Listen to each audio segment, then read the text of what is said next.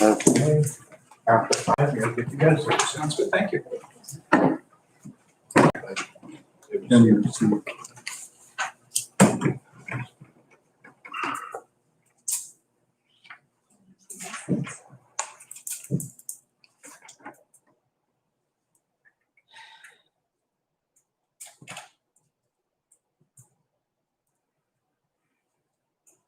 There we go, 10 o'clock.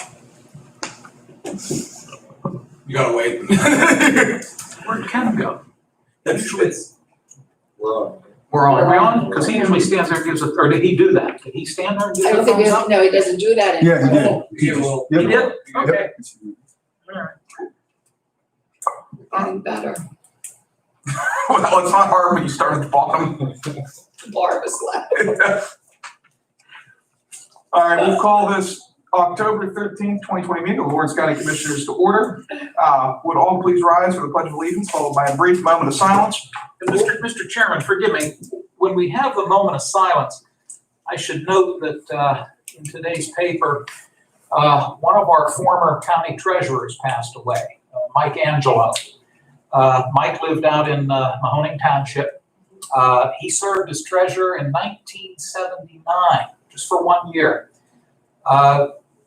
His predecessor was a fellow by the name of Cecil Potter, and Cecil died in office. And Governor Shapp nominated Mr. Angelo, and the state senate confirmed him. And then he sought a full term, but was unsuccessful.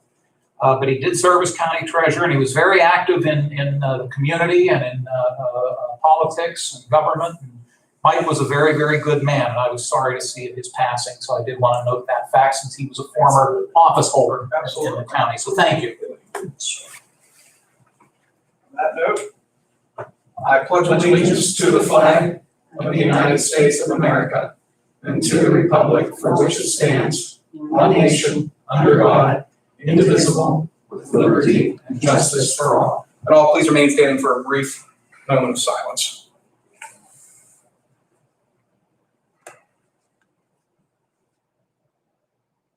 Thank you. Vanessa, please call the roll. Commissioner Steelvogel? Here. Commissioner Vogler? Here. Commissioner Boyd? Here. Thank you, we have quorum. I'll note for the record that we are being recorded, both on a live stream being broadcast via YouTube and internally for our purposes in compiling the minutes. Do we have any row officer reports or comments? I'm looking at the audience, I'm not seeing any row officers, which usually makes that section pretty easy. Public comments. Any member of the public here wishing to comment? Again, not seeing too many members of the public out there. Fiscal and contractual. No advertising for bids and proposals, no receipt of bids and proposals, no fiscal reports, no report on quotes. We do have 3 warrant registers dated October 5, October 8, and October 9. I'll give my colleagues a minute to look those over and take a motion to approve.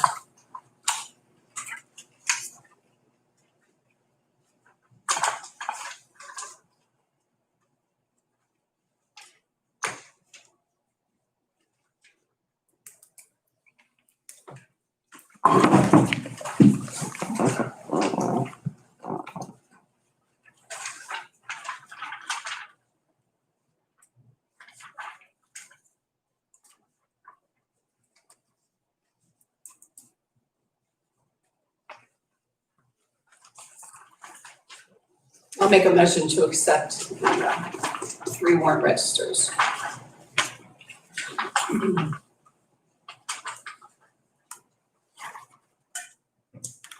I will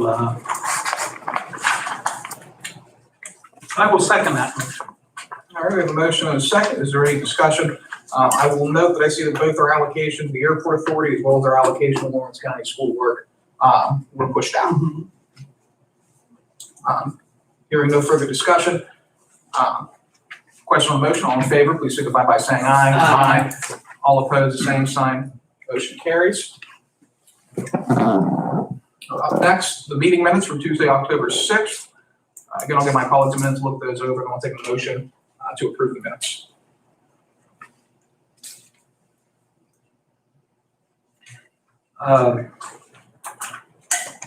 On the top of the first page, under the listing of those in attendance, after Mr. Parrish's name.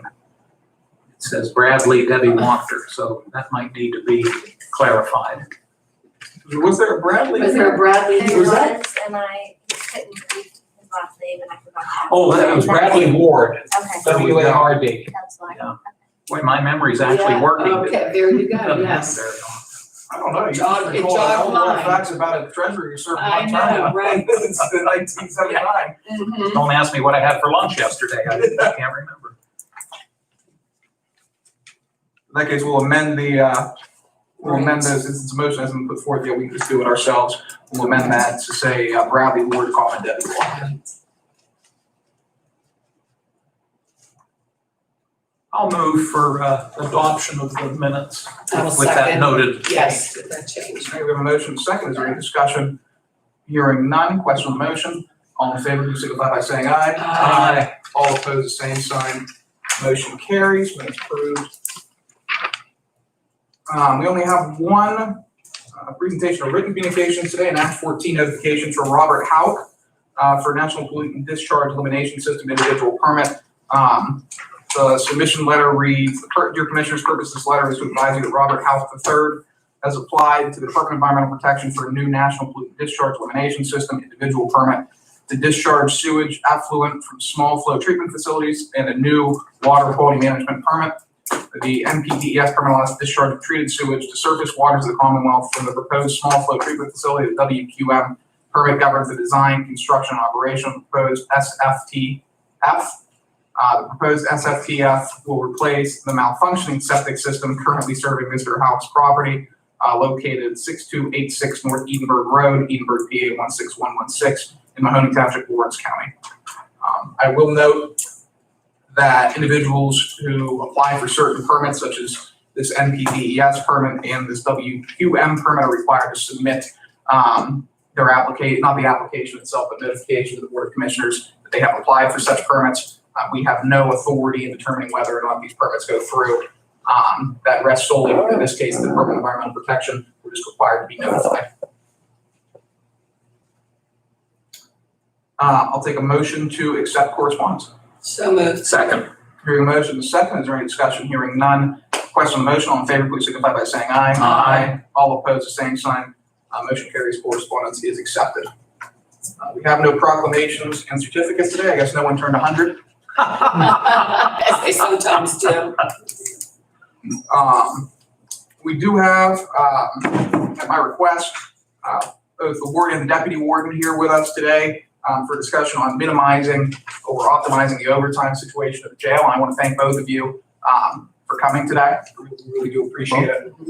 To help put together a plan for how to minimize the overtime costs that are going on over at the Hilton.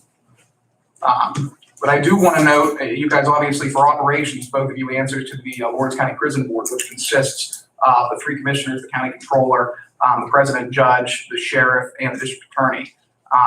That being said, just as with the case of a number of different offices around the county, in terms of finances, the Board of Commissioners has, by and large, the final say. And I do want to note, just for the record, Section 1701 of the county code states, quote, "The county commissioners should be the responsible managers and administrators of the fiscal affairs of their respective counties in accordance with provisions of this act and other applicable law." What that effectively means is that while prison board does control the operations of the prison, making sure that that you guys are following the regulations as set forth by PCCD, that all applicable law is followed in that respect. By and large, the commissioners still retain control fiscally of the affairs of both the jail and all other areas of the county apparatus. And so, again, I'd like to thank you guys both for coming today to try to figure out how we can solve this problem. But I'll note, just for historic purposes, we are, and I checked about 25 minutes ago, to date, for year 2020, we're at $381,711.82 in overtime costs at the jail. If you project that out, just based on what we're at right now compared to how far we have to go through the year, we're looking at probably about $500,000 incurred in overtime costs. In 2019, we were at $512,857.30 in overtime for the full year. In 2018, $429,845.58 for the full year. In 17, $578,108.52 for the full year. Lowest it's ever been was back in 2010. And I don't know the reason for this, it's just the lowest it's ever been, at least in our record, at $139,132.34.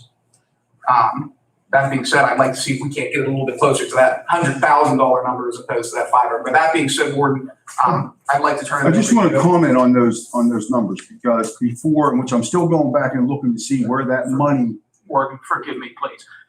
It might be better if they come up here so that the comments. Yeah, would you be able to, and Deputy, if you'd like to come up here as well and grab another chair. And while they're doing that, if I may. Sure. You actually said a lot of the things I was going to say, so I appreciate that. Saved me a little bit of time. The chairman is correct. Thank you. The chairman is correct. The commissioners do have the fiscal or budgetary responsibility when it comes to all departments that are incorporated in county government. So it is an appropriate request to have you gentlemen here today. As the chairman also noted, the operational responsibility in terms of oversight does rest with the 7-member prison board, and the chairman noted who those folks are. My hope is that, in fairness to those other 4 members, that at the next prison board meeting, which I believe is next Wednesday, that those 4 individuals will have an opportunity, if they wish, to have a dialogue with the warden and the deputy warden on this matter as well. Thank you. Absolutely, thank you. Commissioner Spielvogel, any comments? No comments. All right. We'll jump into you were kind I of just want to make, because we're still going back, and I'm trying to get with the controllers to see, $132,000 of that amount, which I had 362, so I didn't have enough updated. This is this year? This is this year. Okay. 162,000? 132,000 132,000. is contractual overtime. Could you elaborate on that? Thank you. That is for the 13 holidays. Okay. Okay, now that's me estimating, because 3/4 of the officers are at the top rate. Okay. All right, so 13 holidays roughly comes out to $3,770. 35 officers comes out to $131,968, which is contractual, which is coming out of that line item. Okay, that's good to know. Yeah. So whereas before we don't know, and we're still going back to see, because the salaries for staff at those years were a lot higher than I am now. Okay. So that's why I just wanted to clarify that I had 362 because I didn't have an updated units report. I had 362, which brings me down to like 230,000, which is I'm still above what I was over the past 4 or 5 years. Obviously. Okay. Overtime. So I'm glad we got that clarification as well. I didn't realize there was statutory overtime, but then again, that's why we're talking. Now, what's the plan moving forward? And then the sheet that I was provided to the 3 of you, you were kind enough to send over a draft proposal. How do we fix it?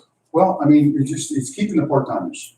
I have a class now. I had 6, 2 new cadets just recently where they found better paying jobs. Okay, so I'm down to 4. Those guys will be down on the floor in the next 2 weeks, which brings me a total of 7 part-timers, which will help alleviate some of the overtime. As you can see it on the sheet, this was so doing the schedule without any call-offs. Now without the 2 cadets, those openings up top, the projected overtime for the rest of the year, this is without the holidays, okay? And this is, so I'm looking at, in October, roughly now there will be 15, November 9, and December 8. Those are open spots that need to be filled throughout for the whole month. That's without call-offs. That's without call-offs. Now, do we? That's a whole. Because the call-offs is what gets you, right? It's not necessarily the vacations. I'll let Major Hilton discuss the call-offs, because he really went into, put a lot of work into figuring out the call-offs and where we're at with that, is why the overtime this year is A little bit more than expected. It's a combination of two things, three things, right? It's number one, I assume that we're probably, whether it be full-time or part-time, we're probably understaffed a little bit compared to the needs of the jail. Number two, I imagine that some of the corrections officers have figured out how to game the overtime system a little bit just by nature of it being an overtime system and contractually can game that. And number three, the high level of mandations that we're seeing, which again is I think, a symptom of being potentially Well, the understaffed. mandations, yeah, are part of it, but the mandations are caused by the staff calling. Yeah. And that's a lot of, and I think that me and Loretta, we're gonna negotiate some more with the contractual and Joe with the new contract. We can probably curb some of this, with the call-offs. Okay. So I don't know if you want Major Hilton to go into the amount of call-offs sick that. I very much would. Okay, go ahead. From January 1st to September 20th, we've had 384.5 call-offs for sick. That's just sick days. Drill days were 131. I'm sorry, what day? Forgive me, what? Drill, military, Say that number again. 131. Bereavement was 18. Short-term disability, 131. Absent, people who took days that didn't have them, was 13. May I interrupt? Yes. When that is done, Follows progressive. is the employee not paid? Right. Okay, thank But you. it makes an overtime. I'm sorry, It makes an overtime. causing someone else to have to come in. Correct. These all cause overtime. Understood, but when you said absent, say the number again, please. 13. 13. Those 13 instances, the employee did not get paid. Right. However, you had to call someone in to cover for that. Correct. Thank you. And don't lose sight of the fact, I'm the slow guy up here. It takes me a little longer to digest these things, so forgive my interruptions, but I need that help sometimes, so thank you. FMLA was 14. So just totaling those, the sick days, the drill days, bereavement, short-term, absent days, and FMLA days, that's 692 days that we had to fill. Okay, so that amounts to 24-hour a day. Is that 692 shifts? Shifts. Yes. Those are 8-hour shifts, yes. Right. And that's not including vacation and personal days. Yeah, vacation, just the personal days, everyone gets 3 personal days, so we have 35 full-timers. That's 105 days right there they get, on top of the 692. So that just those 692, you're talking about 5,536 hours. Correct. Right, which amounts to, if you figure 2080. You figure Well, time it's and a half, time and a it's half. $36. Well, I'm talking about in terms of manpower Oh, that okay. you would need in order Right. to fill those. If you can work, if you're working full-time guys, right, not part-timers in this case, you would need 2.66 effectively full-time guys. If we go down the route of full-time guys. Do we have average figures, like a 3-year average of, year to date, or even, 17, 18, 19? I don't, but I can get them. That'd be Sometimes always used. That'd be excellent, because the question here is, if we know by and large that we're gonna have X amount of hours or X amount of shifts in terms of overtime that we need to fill, on average it's this, assuming it doesn't fluctuate wildly, we should be able to incorporate it into our planning processes, right? Don't staff to the surge, staff to the average, and if you surge at that point, that's where overtime kicks in. Okay. That's impressive, that's a significant amount of call-offs. Sure. Well, when you have the mandations back to back, and exhaustion sets in. Mhm. I mean, sometimes you need a day off. You're absolutely correct. But I will say, even in the past, they only get 10 a year. Right. Now, the past year, the county incorporated overall 15, so that year they got 15 sick days. But if you go back and look at people that have been there over 10, 12 years, they have 0 sick. 0. So it's not just this year. Right. They're Right. burned. They're burned. Oh, absolutely. They burned it last year, the year before, 10 years ago. They're using it all. Right. How many, right now, how many full-time staff, full-time COs? 35. 35? How many part-time? 4.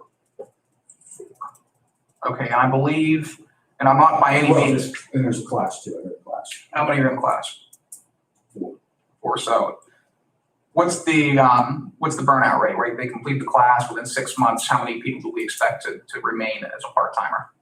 It varies. It does vary. We have guys that hold on, hoping to get full time, and we have people that find other jobs, just like we just had two that just jumped in better jobs. So let me, of the 4 that are in let's say we get up to 8, right? How long does it take for a class to be completed? Well, it's a 120-hour classroom, and depending on, I would roughly say I can have them out on the floor in 5.5 to 6 weeks. Okay. That's probably on average. So depending on how they fix it up there. Sure. Of those 8 part-timers, by the time we hit, let's say, because 6 weeks from now you're in mid-November, when did the class start? 2 weeks ago. All right, so you're in your first week of November, second week of November. By the time we hit, let's say, March, April period, first week of April, we'll call it. How many part-time guys do you think out of that 8 that we'll have do you expect to still be there? Just given your experience. I'll bet at least 6 of them. 6? I want to say all. Yeah. They're all pretty good. They seem good people, so they want to work. So we'll call that 6. Okay. All right, and then just for context, I had HR pull some numbers this morning. To date, 7 part-time guys have resigned, 9 have been hired, and that includes the 2 that I believe that we have in training class. So we're up 2 there. And in terms of the full-time contingent, 3 resigned or retired, and 3 were hired. So we're holding neutral there. So I think you guys are upping, it looks like are upping your part-time regimen, which I think is good. Hopefully it'll help plug some of these gaps. Before we jump into what the game plan is, any questions from my colleagues right now? No, I just would want to clarify that with the mandations, with the overtime being as consistent as it is, just with the years that you went back, I mean, from 2017 at 578,000 roughly, and then 2018, 429, 2019, 512. It's a continuous round of the mandations, not just for this year. You know, if you only had, 10 days before the last contract where they got the 15 days, I mean, you've had that round of mandations, and it has been continuing as a pattern over the years. So you're right, it is not just for this year. It's a continuous pattern from past years as well, that the burnout is happening with and because of the mandations that have been happening over the past years. And, you know, I know that when we first started this year, that the overtime or the part-time classes were a little bit larger, and the retention was a little bit better, but now it's not. So, and I know you and I, we've had discussion on just the caliber of person that's coming through and the person that you want to have available to be able to step in and do the job, that's a bit different too. So I understand that retention is not happening with the part-timers being there. And there have been some that have left and gone to other facilities where they do have the opportunity for full-time positions that would be available. And I think that's part of it, is that we you know, maybe have to get to that position to get to more full-timers so that we can keep that retention level. What are we paying the part-timers? $15.45 an hour. Is that comparable to neighboring facilities? It is. Yeah. And once they reach full time, I believe it's 17 and some change. Is that also comparable to the normals, like Yeah. surrounding? How does that compare to the state facility in Mercer, to your knowledge? I'm not sure about the state facility. Do we lose a lot of people to the state facility? We've lost a few. We've lost a few. You know, I wouldn't say a lot. Mhm. Probably over the years I've been there, maybe 3 or 4. And part-timers or full-timers? Both. I think this year we lost several. We went to facilities in Mercer. I'm not sure if it was the state facility or just the corrections facility. All right, so I guess I'll open the floor to you guys out, and I'll get back to the original premise. we know we're gonna have, like you said, the openings in October, November, December. We know that there's vacation days that people are set, they're taking them, it is what it is. What you have to, what obviously I'm concerned with is with this exception, I mean, we're only, what, 2/3, 3/4 of the way through the year, you've got already this many shifts that we've got to cover with all these different call-offs. My concern is when those start racking up and later in October and November and December, especially as people are trying to burn off their days as they get closer and closer to the end of the year. What's the fix? Well, the fix is, put in on the sheet that I gave you, the plan to optimize the OT is, have a minimum of 10 part-timers at all times. But I also think we also need to hire full-time too. How many do you need? I would like to at least get, and I don't know if you told me I was budgeted for 35 or 37. I'd like to find that exactly out, but I would like to at least get 3 to 4 more full-time. Could you help me, because this is my ignorance, is I don't understand how prison scheduling works, and I'll be the first person to say that. How does what we do right now with the schedule work? It's, what is it, 7-7-6 schedule? It's a 21-day rotation. Okay. You're either on a 7-7-6, which means you work 7 days off 2, work 7 days off 2, work 6 days off 4, and you repeat. Or you're on a 7-6-7, which is the same thing, but you're on 7 days straight, 2 days off, 6 days straight, 2 days off, 7 days straight, 4 days off. We went through, and that's what I'm saying. If you look at the overtime, projected overtime, the open spots for the whole month of October, you only have 7. Mm-hmm. It's going to be 15 now because I'm going to lose. I lost 2. Do the same thing with November. You only have 5 open spots. But that's not counting people calling off. Right. That's accounting for. Okay, so wait, walk me through. So let's say you've got a given week. It's Saturday or Sunday to Saturday, right?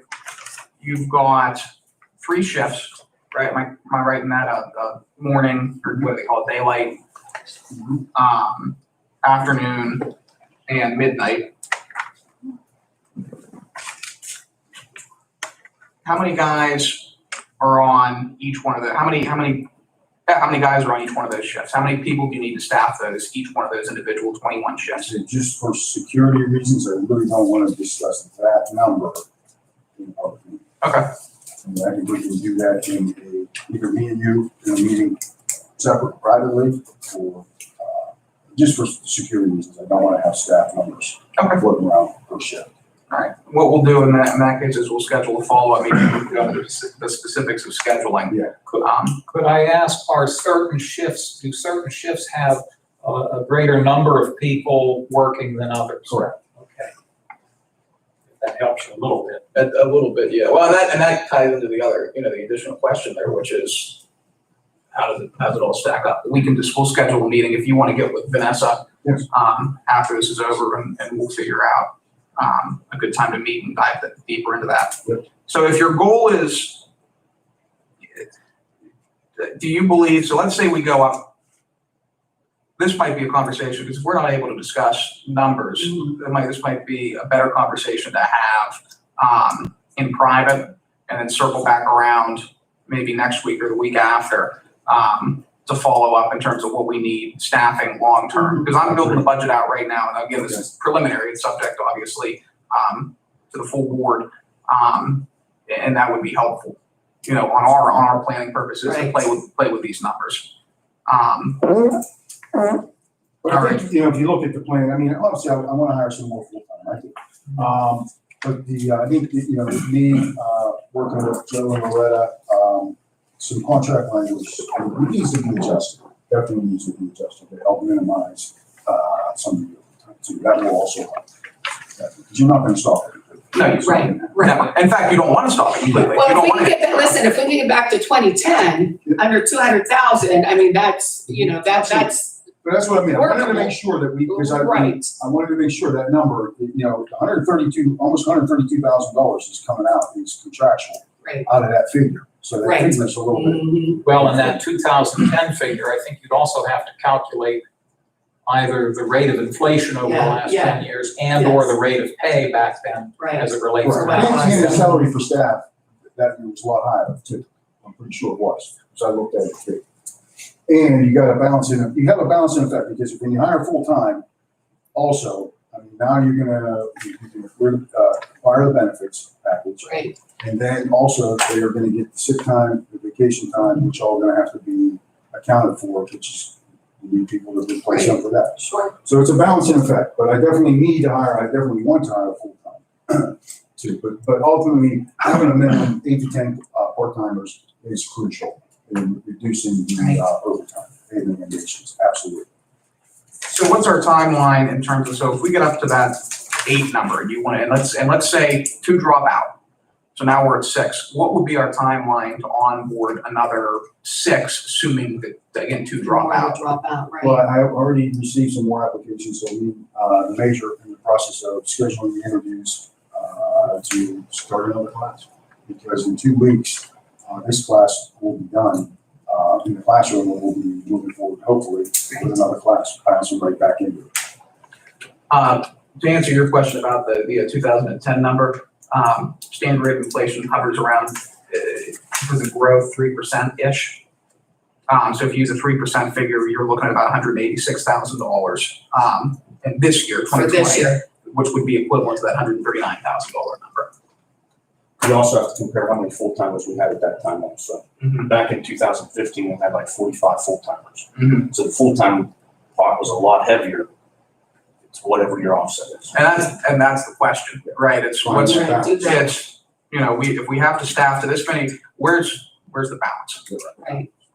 May I interject, because there's 2 points that have been made that I'd like to go back to for just a second, if you don't mind. I respect what you're saying about your reluctance to discuss staffing numbers per shift. I'll respect that for now. I'd like to, again, with all due respect, I'd like to run that past our solicitor, because we're obviously governed by state laws that say what we're able to discuss publicly and what we're Correct. not. And Right. and again, I understand why you're saying what you're saying, but I'd like to throw that issue in front of the solicitor to make sure that, is there language in the law that covers what the warden is Right. saying? Right. That's my first point. Okay, Because I understand why you're saying it, but I want to make sure that there's a law out there somewhere or a court ruling that protects your prohibit that. point of view. Right.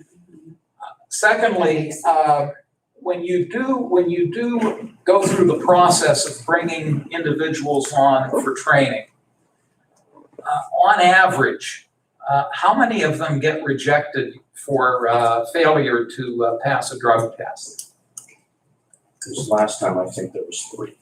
Out of how many, Major, if you can recall? 8. That's yeah, almost So that half. means they either didn't show, we only had 1 that actually came back as a negative, but the other ones didn't show, I see. you know, so they just didn't show for the drug test. Is it a factor? Is the whole issue of trying to get a complement of people to be employed, does that give you an issue? Does that make it more difficult because certain applicants don't pass drug tests? Yes, correct. Okay, And that's just one part of it. The other part is the background too. I see. So, Because you do a criminal background check. and the majority of them that don't pass the background. Okay. Thank you for letting me interject. And that number this last time was probably 35 that we didn't or processed. 35 to 40, I would say, estimate.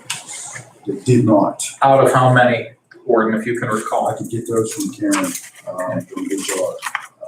Do you think it's a third? Do you think it's At least. at least a third? Close. Okay. Or not sure. Thank you again. I didn't mean to break your train of thought. I appreciate your letting me interject. and if I could as well. I think that goes back to the processes that happen as far as the hiring process and the interview process, and, you know, having some control on that entire thing between what comes in through HR, if they only see the actual applications and then they get turned over to, you know, the warden to for you to assess who would get an interview, who moves forward, who doesn't move forward, does everybody get that background check?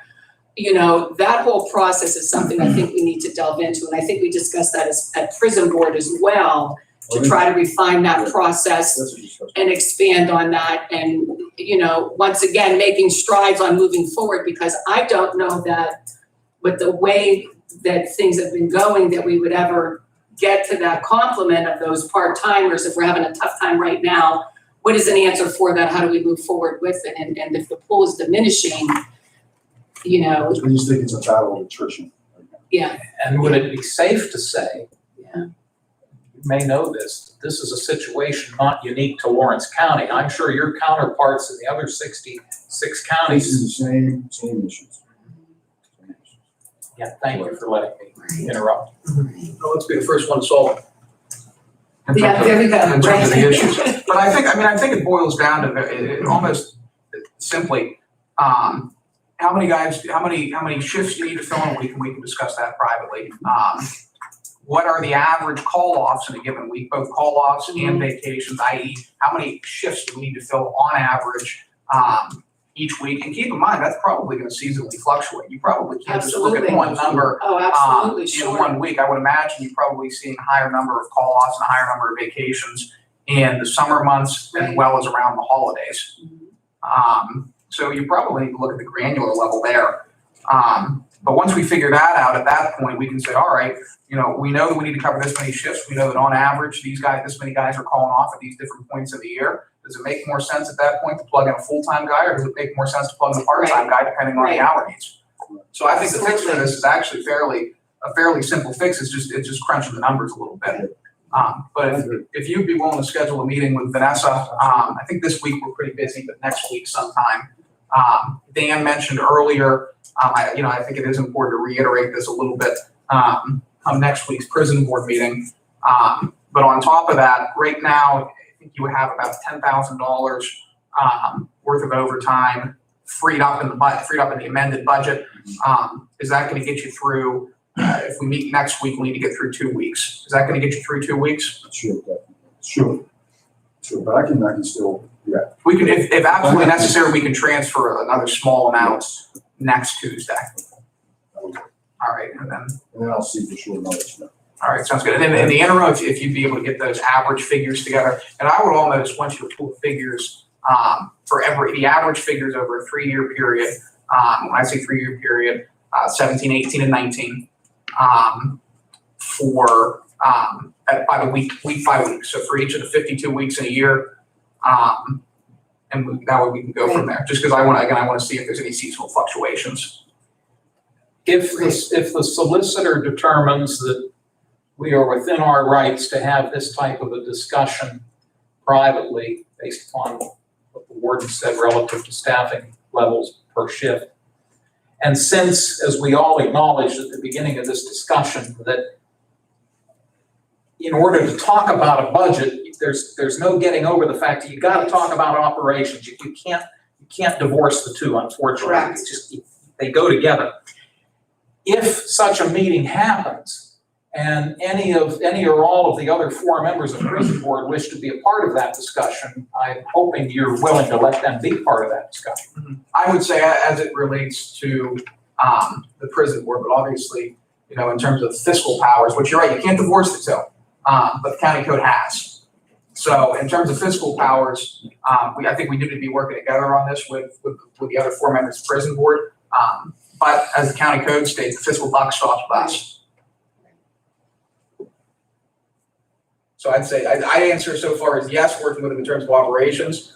But if we're having a discussion about the budget, and again, and we've proven it today, Right. you can't talk about the budget unless you talk about operations. Mhm. And if I were one of those other 4 prison board members, I might say, I want to be part of that discussion because you're talking about, yes, the budget, but you're also talking about operations. And that's part of my responsibility and authority as one of the 7 members of prison board. Mhm. But again, I think it all goes back to, I'd like to see what the solicitor says Sure. as well. Mhm. Thank you. Because we haven't even taken into the fact that, we have to have discussion on the captains actually receiving the overtime and time and a half that they shouldn't be, or should be, when, where that happened, when that change happened, who authorized any changing like that, for them to be given the time and a half rate, because the only thing that was listed in the salary board memo was that they would be entitled to an 8-hour straight time. But we don't know if labor laws have changed or different laws have changed, different things have happened. So I think that bears looking into as well, how much money came from that. I don't know if it would be a substantial amount or not, but, trace that back for that last year or this year. Is it 20,000 extra they've been paid out, 30,000 extra? I don't know what all of the overtime with the captains, how they've incurred the overtime. But that 5th captain's position coming up, I'm sure that stopped the overtime for the captains. But All right, it sounds like we have a game plan moving forward. very good. Thank you guys again for coming in. Well, thank you. We're gonna tackle Thank this you. one. Yes, we'll work it out. Yep. Thank Get you, it done. gentlemen. Thank you. Thank you. You're okay? Joe, do you mind taking a quick 10-second break? So two bottles. Thank you. I appreciate that.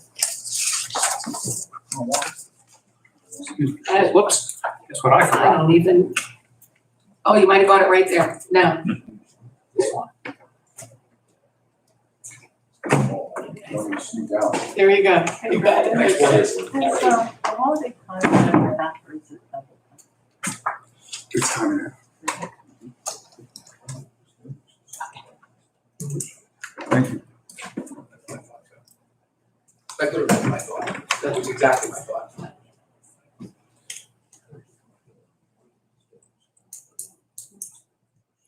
Got one guy operating user. And I think we're gonna dive into that more when we look at this, because I want a scientific approach to this. But I think, Of course we do. but I think the numbers are gonna say exactly. What's that? Yeah, women. That's what I was thinking, but I'm not sure. No, I agree with you. Yeah. I think that's. There. I thought so. Yeah. Are we? We're still being recorded, but I think that's Eric It is. from the Yeah, it Ledger. is. Or used to be from the Ledger. He's with the Sharon Herald. Yeah. Okay. Son of a gun.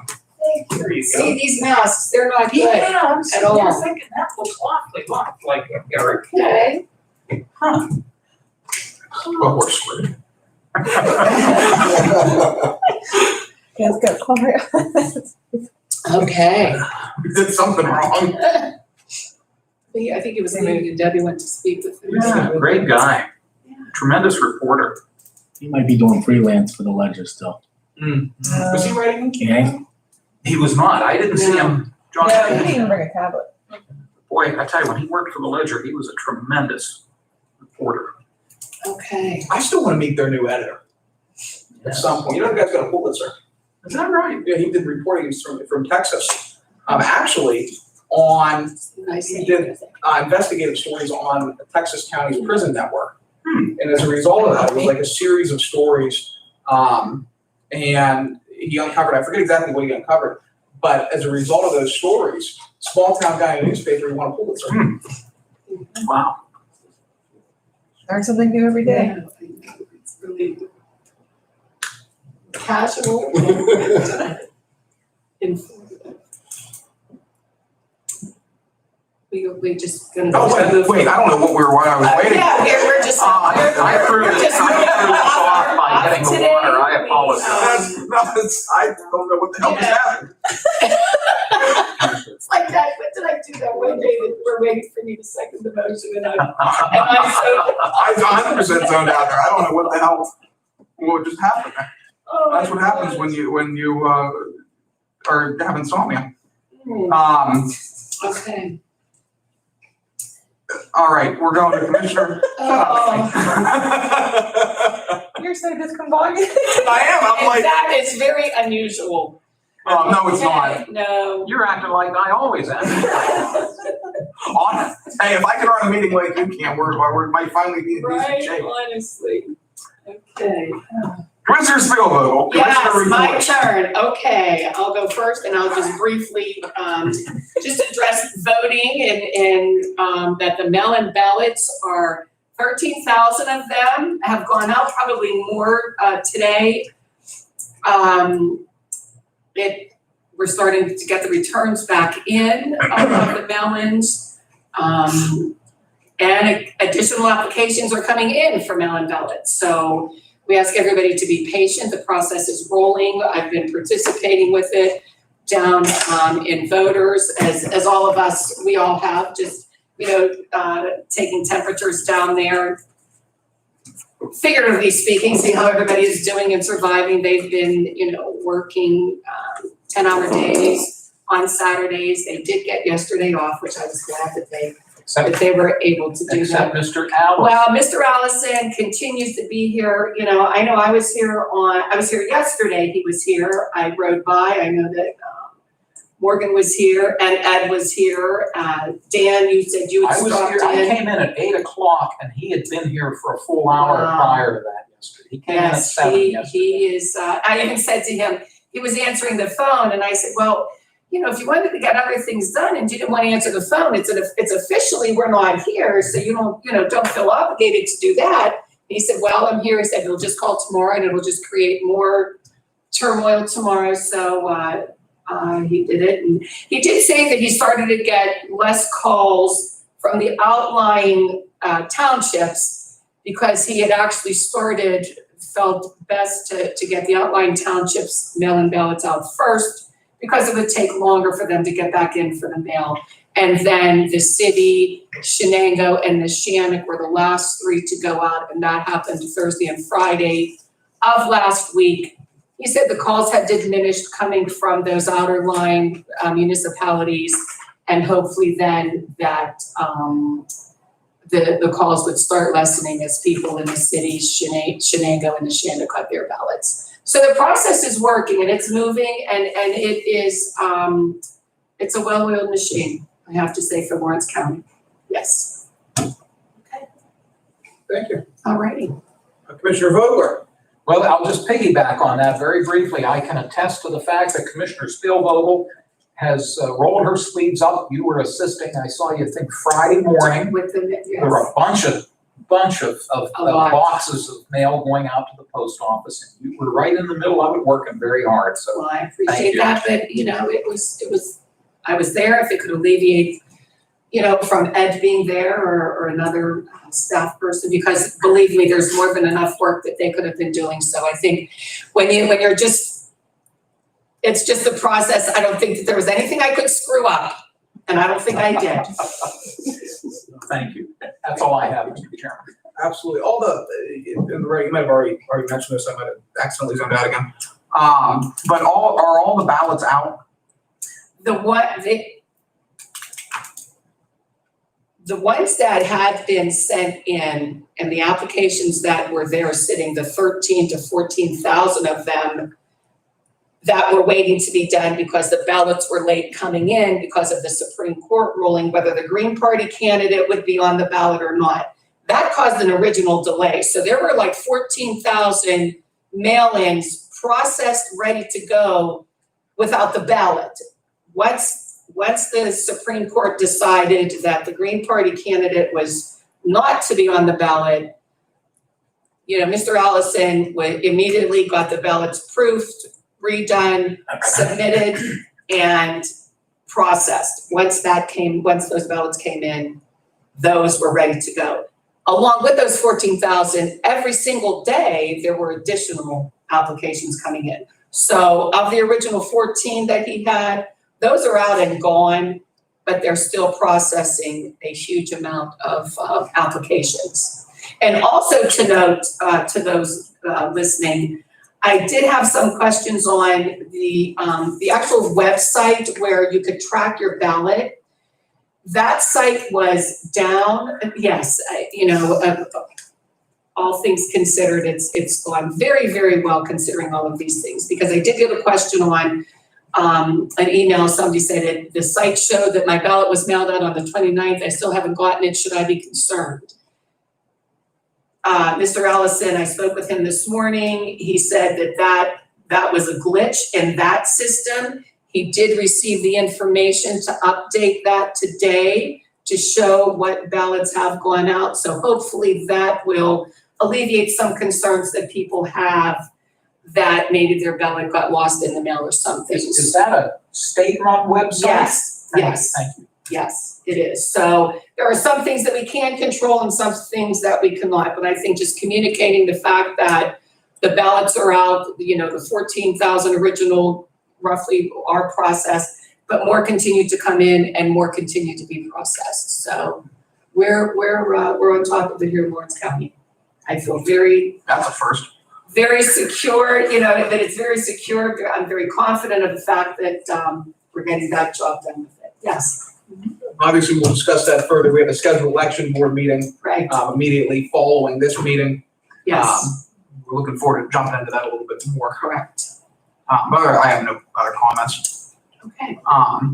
We'll move to new business, resolutions, adult probation for resolution for discussion possible approval, enter into agreement with Corrections Development Incorporated for equipment and software for house arrest with electronic monitoring program. Who do we have here from, I'm sorry, help me out with your name.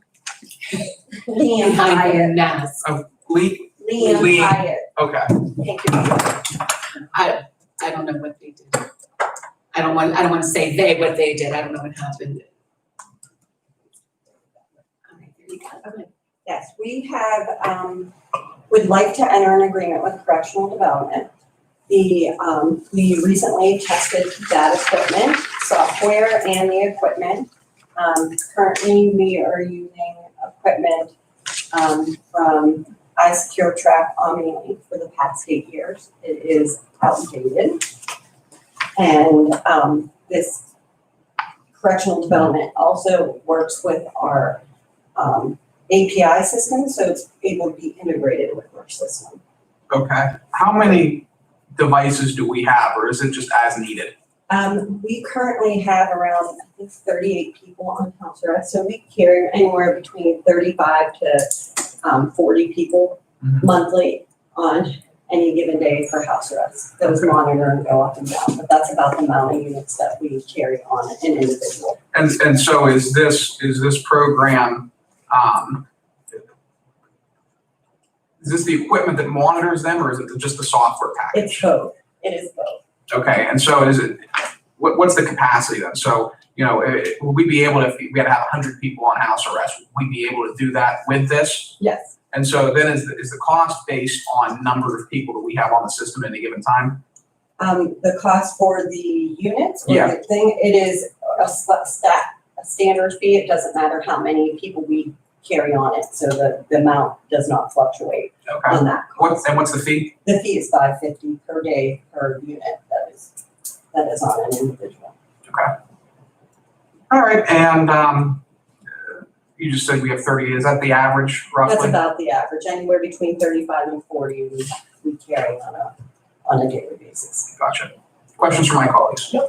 Does the current contract with the current provider, is it due to expire or has it expired to your knowledge? It's been expired. I believe the way our contract worked, it was only signed 8 years ago, and then it just It was carried. open-ended? Yes, I it's see. open-ended, it carries. So the same would apply for this one. It would be from a year for the date, and then if we choose to continue with it, it would just continue on. And the fees would stay the same unless they would change on their end or whatever. Thank you. What are we paying right now? $5 per day. Okay, so we're going from $5 per day to $5.50 per day. All right, and this is, do we get any state reimbursement for this? No, actually, the individuals are charged for it. It's That just, makes things easier. it's just when that money comes in is when things, so obviously sometimes, he doesn't pay the thing, but it is on the defendant. Mhm. And they are charged more than what we are bringing in. It's just when those monies do come in, the way it does. Sure. Well, that's good to know that it's not entirely coming out of county coffers. Right. Maybe upfront it is now, but. But we get that on the back To end. do it back return. Okay. Any further questions? No. We'll make that resolution 2020-309. I don't foresee any issues with this passing. If you want to stick around for the vote, you're welcome to. If you've got to take off, we understand. Thank you. Thank you. Thank you. Oh, look, she comes up before I leave and we even call her to the bench. Hey, Ready to move. Goodness. Do you think it's funny? Jeff Harris is on here today. I think you guys are usually buddies. Uh-oh. Uh-oh. I'm better than you. But you're here today for our PPE Yeah. grant program. And so what do we have going on here? So these are, the commissioners opened up a grant round to any local small business and nonprofit to apply for the reimbursement. They had to provide documentation for any PPE, personal protection equipment that they have bought during the COVID crisis. They filled out an application, they submitted their receipts, we reviewed them as like a first review, then we sent everything to our auditor to review and give approval for. The maximum is $2,000 any small business or nonprofit could receive. There's 44 here with, like I said, the maximum is 2,000, and we have one as small as, I think the smallest is 175.75, so. What are we, on the sheet that's provided, there's a number of exits. What are the exits? That's, making sure we have their W-9, turn back in, yeah. Gotcha. Yep. So in other words, when we award this, we'll send out the award letters. Or have we already sent No, out, those are. or they were ones- required to submit the W-9 when they turned in Yeah, the form, so right? when they turn in the form, but the letters were brought today, as long as you guys approve the list. Okay. They will have to turn in a grant certification form, it'll have to be notarized. They have to turn that back in by the 27th of October, and they can start picking their checks up on the 28th of October. Okay. And I'll note that total, we're looking at $63,070.99 worth of grant approvals here. I think the original amount we had allocated for this program is up to $250,000. So there's still monies available for individuals who might want PPE reimbursements. I will say that because we're approaching December 31st, which is the deadline, which we have to disperse this funding, we probably need to start having some conversations about the cutoff point for accepting new PPE requests, as well as, in the event that we don't hit $250,000, what we wish to do with that excess funding. Because right now it looks like we're not going to hit that $250,000. No, I think we have a couple more that have come in, Okay. last week, but we're still waiting for the auditors to look at everything, so. What type of a timeline on the process would you say, or even something to look into as far as getting to a deadline? It doesn't take long to review Okay. everything, once we have everything, we have Dan, if he's here, he'll stop in and grab the folders, if not, not that Dan. We'll scan it to him and have him look at it, he gets back to me, like at this point, Okay. I sent him one for a municipal agreement, I had him look at them, and he got back to me like 10 minutes later, Okay. so. So it's a quick turnaround. Then we just have to come to you guys Right. and get everything ready for the, I mean, I can schedule a meeting with you guys if we wanna figure out like a timeline, a deadline for that. I'll propose one right now. I mean, you figure we gave the municipalities Yes. until the end of October to basically submit for their reimbursement. I Right, would say we do the same thing here. If you want to apply for a PPE grant, I would propose that we set the deadline at Saturday, October 31. So they have until 11:59, the night of October 31, to submit. And then if they, It's you're electronic, comfortable so with yeah, that? I'm fine with that. That's Okay, great. works for me. Yeah. I'm fine. I was actually thinking like November. But, I'll defer Well, to, It's up to you guys. what our deadline is December, So we have to be I done. have to set all of my by December 31st. You wanna say Is that too late, the end of November, is that too late? Because you have to do like, November 15th? I'll You compromise. want the checks to go out too. If the checks have to be cut, and it has to be spent. Yeah, has to be in their hands before. Well, yeah, the check has to be cut, they have Do to, that, do that. dated before December 31st. it doesn't matter, I'm just trying to give them the opportunity to get monies out, I would, because go ahead. I think, with that 31st, I'm amenable to whatever. But that gives us the lead time in order to be able to put together, additional programming or supplemental programming, flow leftover dollars into another fund. Okay, That gives us enough time, an exceptional amount of time at that point, to prepare for redistribution. But that allows us to do effectively, if the municipals have that hard deadline and this has that hard deadline, at that point, we will no longer have any active grant programs out there. we'll know exactly what's in our pot, and we'll have those 2 months to be able to redirect it. How long have they had? I was just gonna, what I was gonna say is that A long this time. is not like the small business or the nonprofit where we've This done is the second easy round. to roll This has together. been open and ready to go since the July 20th. Oh, okay. Yeah, Which adds and to we've your argument. only had 44. Okay. So maybe I think she has like 2 or 3 more over there. Okay, So we're not even at 50 and we've been doing this for 3 months. yeah. I want to be able to walk, but I'm saying. I like the idea of getting it done, because if there is that opportunity for the governor with the extra pot to come back to us as well, we do want to be completely done. Yep. I don't have a problem with the end of October, actually, I'm that fine does with make that. sense, yes, Right. that's. As long as Amy's okay. I'm fine with that, and I'll let, you obviously people know this now, but we'll maybe put something on our Facebook page, let people Okay. know, and I'll let Alexis can let people know when they call, if anybody calls Right. upstairs, Vanessa, the 31st, let them know. Okay. Obviously, I don't know any newspapers in the room that might be willing to report that. So 11:59 is the latest. 11:59, October 31. We're amenable, everybody's amenable to that? I think Yes. that, yeah. Great. Thank you. All right. So there he is. Well, thank you again, obviously, for the hard work that you and the team have Absolutely. done. Thank you. Very good. We're coming to the conclusion. Yeah. And I noted probably at every meeting, but I just want to remind everyone, this is not county taxpayer money. Correct. These are federal dollars that have been Right. allocated to the Commonwealth, which in turn allocated it to each of the counties. Yeah, we spent almost half of it, and now a little bit more probably. Right. Yeah, so.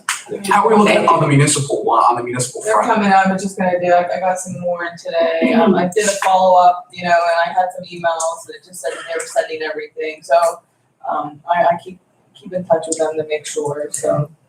So yeah, doing good. Thank you. And we have a planning commission meeting tomorrow at noon, in Yes. Township. Anybody's interested. Who's catering? She just called me right before I came over, they're doing the doors for us, they're doing box lunches from the doors. Do we know what's gonna be in the box lunches? This will entirely determine whether or not I Oh, go. jeez. She's gonna do a mix of wraps and salad, she said.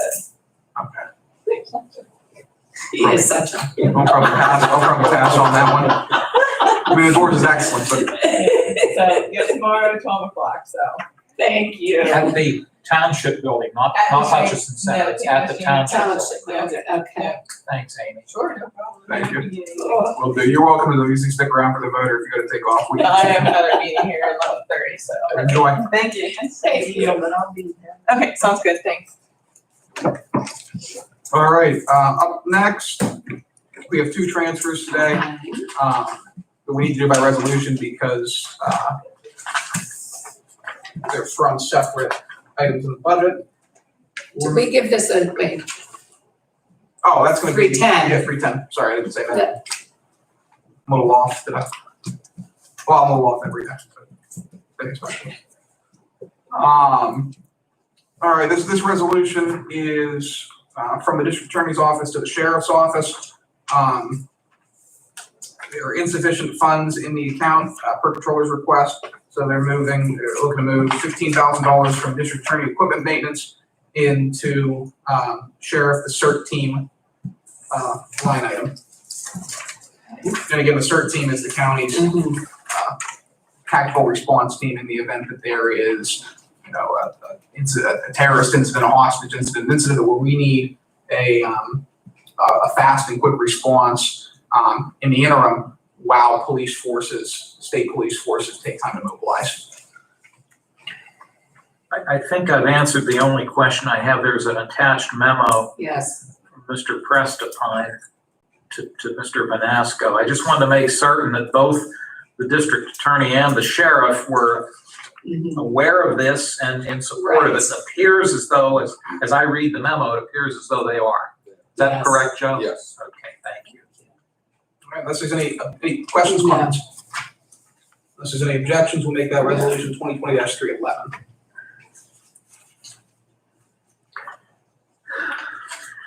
Up next, we have resolution $5,000 from Commissioner's Contingency to tax refund. I was in the treasurer's office last week, talking about an issue unrelated, and Melissa brought up that they are experiencing a higher degree of refunds, tax refunds than we've had in previous years and we've budgeted for. And so these are instances where, there might have been an appeal and the valuation of the property decreased. These are instances, in fact, I think those are largely the instances that are occurring. There also might be some isolated instances where an individual is paying, for whatever reason, sending a check for more than the amount of which we tax their property or properties at. But this is just moving $5,000 to cover those refunds, and this will get us through the end of the year. Okay, questions or comments? No, fine. Take that resolution 2020-3, 12. Finally, we have 2 administrative transfers. And how we'll do this we normally do. We'll take the administrative transfers, vote on those, then vote to amend the agenda to allow for voting on the resolutions and vote on the resolutions. But first on deck, we have Director Miko with JPO. Pat, how you doing? Good, how you doing? Doing Good, doing well. What do we have going on? We're transferring, this is a line. This is all the money that you made from the pumpkin sale? But you were about half I that. mean, I raised some of those You bids. contributed a lot. Thank you. You kept people bidding, and you kept people bidding to jack it up even higher. Well, hey, where You're am a I seasoned from? expert at that, I can tell There you. you go. Yours was a very interesting pumpkin. It was I a liked very it. interesting pumpkin. Yes, it was. I like how Yes. you boosted the bid up. Very welcome. Did you bid on one? I witnessed it. I am broke. I did not have money to. Student loans. I said he was a Student loans. county employee, so. I work for the public sector. So, Student loans and flight Okay. lessons. this budget is under CYS, under Act 148 funding, and it's a delinquency line item. So we have a cost center, 3 cost centers, in-home, community-based, institutional. Under the institutional, it's a 60-40 reimbursement, 60% state, 40% county. We initially had $566,956.28 in the institutional line item as a balance. We're moving that month $200,000 to cover community-based, which we're expending. So, and the beauty of that is that $200,000 we're moving is an 80-20, 80% state, 20% county. So there's $40,000 right there in moving that money, and we probably won't spend it. And the other beauty is that 566. If we look at what we spent or what we're anticipated to spend through the end of the year, it is under institutional. It is under 45,000. So that 566, when we take 200 out, it's 366. We'll have 300,000 left over. We probably won't touch. Now that if we don't have any new placements between now and the end of November. Because as you know, December's billing will go on January, so the bill for the calendar year is actually December through November. We won't get the invoicing until then, unless we encumber an anticipated amount, so, which is always hard to do. So we're moving that money, and it's already there. It's not like it's unbudgeted money, and the beauty is we're moving it into a cost center that is a higher reimbursement state, thing for the state.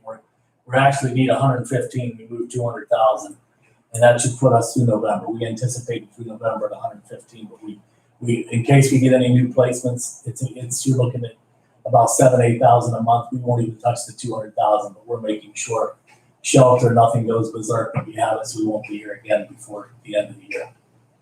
And if it's unspent, you don't have to worry about it. It's turned over back in the county doesn't spend the money. Questions, comments? No questions. Is this your signature? Yeah. That's one hell of a signature. I was an operations manager for Hills Department Store at a college in Harrisburg, and I signed every RTM, which is return to manufacture. I signed every layaway.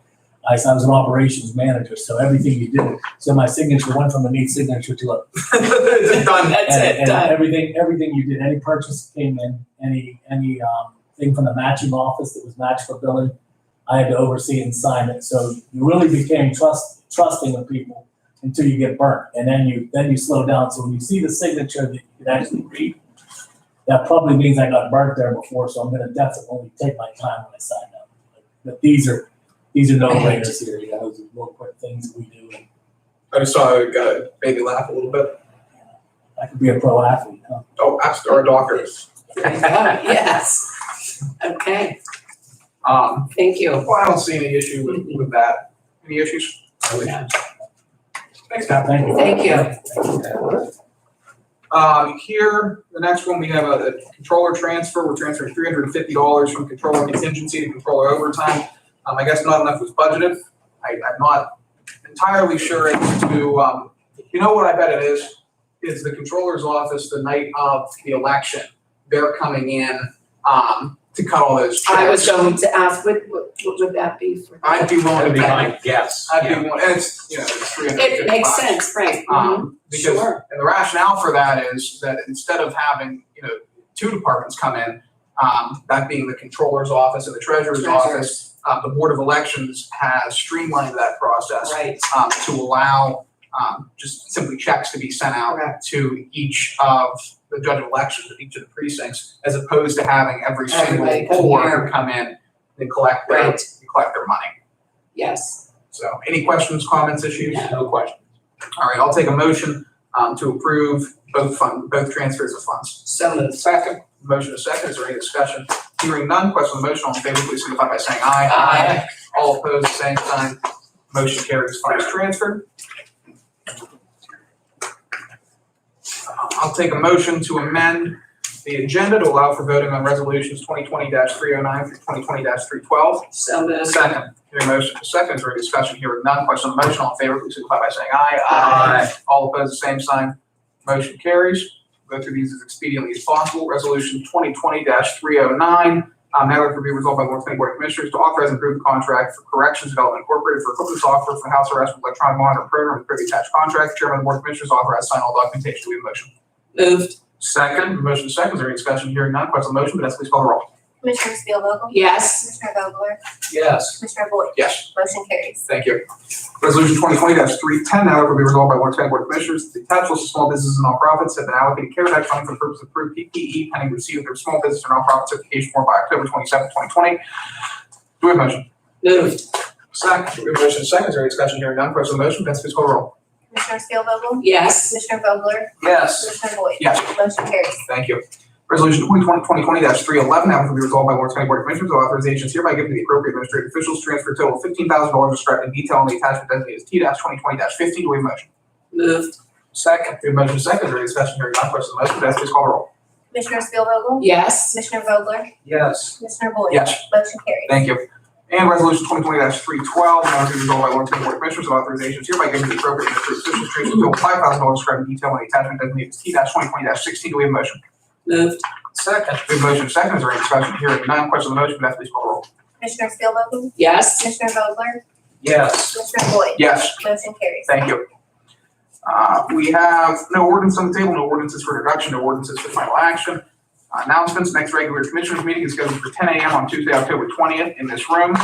There is going to be a planning commission meeting, as mentioned earlier at this meeting, for tomorrow, October 14th at noon at the Neshannock Municipal Complex. And there's an elections board meeting immediately following the commissioners meetings, meeting today, as well as the commissioners meetings on October 20th, 27th, and a special election board meeting on November 2nd. Yes. Anything that I'm missing? Nope. You covered it. We covered it. There we go. Very good. Any additional public comments? Shocking.